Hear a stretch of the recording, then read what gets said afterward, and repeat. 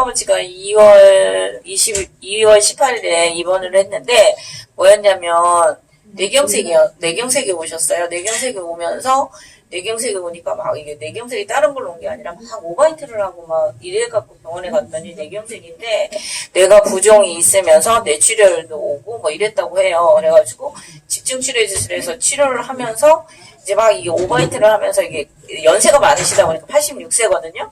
기도로 이런 이물질이 가니까 이게 폐렴이 온 거예요.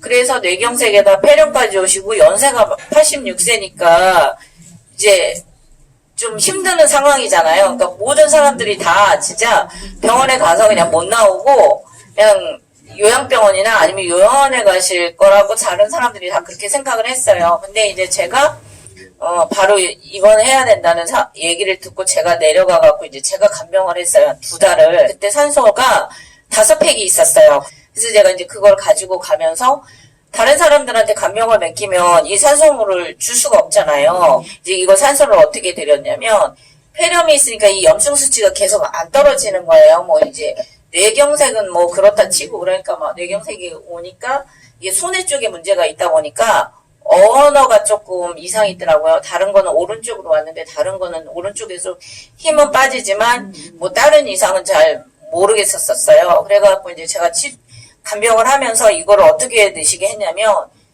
이것까지 꼈으니까요. 폐렴이 오니까 이걸 끼잖아요. 경화식을 해야 되잖아요. 뭘 먹어야 되는데 그냥 이 입으로는 못 먹잖아요. 염증이 계속 오니까. 그래서 경화식을 끼고 있어서 제가 이제 간병을 하면서 안 되겠다. 이거를 계속 약을 먹고 뭐하고 해야 되는데 어떻게 할 방법이 없어서 이제 제가 또 간호 쪽 공부를 해가지고 제가 이제 산소를 터트려서 400에다 터트려서 한 200 정도를 산소물을 맨날 아침, 점심, 저녁을 드린 거예요. 그러다 보니까 폐렴 수치가 계속 떨어지는데 얘네들이 이제 재활치료실로 보내더라고요. 이제 경색이 오다 보니까 걷는 연습이랑 뭐 이런 걸 시켜야 되잖아요. 하는데 얘네들이 무슨 막 노버 치료도 시키고 뭐하고 하다 보니까 이게 이제 경관식을 하다 보니까 이게 그냥 바로 들어가는 거잖아요. 그러다 보니까 위쪽에 이게 그러니까 노버 치료하면서 이게 눌리니까 이제 그게 다시 또 오바이트를 해버리니까 또 다시 염증 수치가 올라가는 거예요.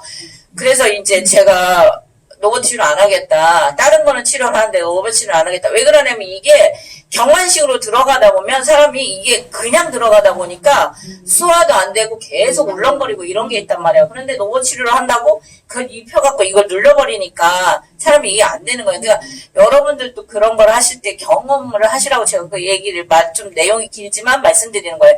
그래서 나는 그걸 안 하겠다. 나는 그걸 안 할 테니까 그냥 일반 다른 재활치료를 해달라 그렇게 하면서 이제 제가 그걸 아침, 점심, 저녁 400을 다 드릴 수가 없어요. 얘네들이 왜 그러냐면 소변줄도 껴있었던 상황이고 이러니까 계속 이걸 체크를 한단 말이에요. 물을 얼마를 먹었고 이 사람이 소변을 얼마를 싸고 먹은 음식은 어떻게 되고 이런 걸 다 체크를 하다 보니까 내가 그걸 많이 드릴 수가 없는 거예요.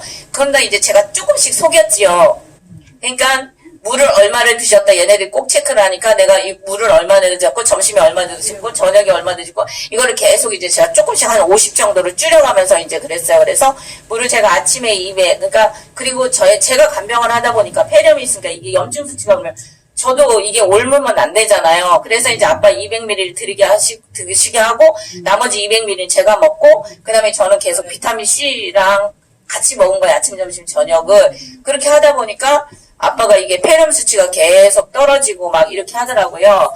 그러면서 이제 소변줄도 빼기는 상황이 되고 그다음에 계속 재활치료를 하는데 의사들한테만 안 맡겼어요. 몰래 밤에 의사들 퇴근 하고 간호사들 안 보일 때 제가 계속 걷는 연습이랑 막 이런 거를 시키고 아빠 의사들이 말하는 대로 했다가는 안 되니까 나름대로 이거를 우리가 나름대로 해야지만 이게 회복이 빨라지지 지금 근육 빠지면 큰일 난다. 빨리 움직여야 된다 하면서 제가 어거지로 막 운동을 시키고 막 그랬어요.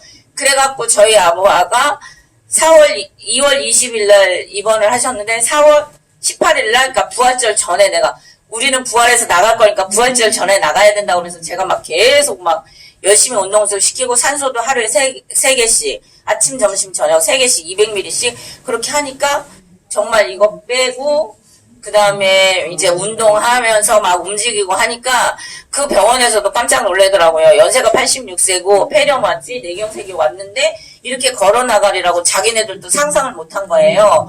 그래가지고 이제 그렇게 되니까 너무 이제 좋다고 그러면서 이대로만 유지하시고 이렇게 하라고 하는데 저는 산소 먹였다는 얘기는 의사들한테 절대 말을 안 했죠. 그 사람들은 신뢰를 안 하니까.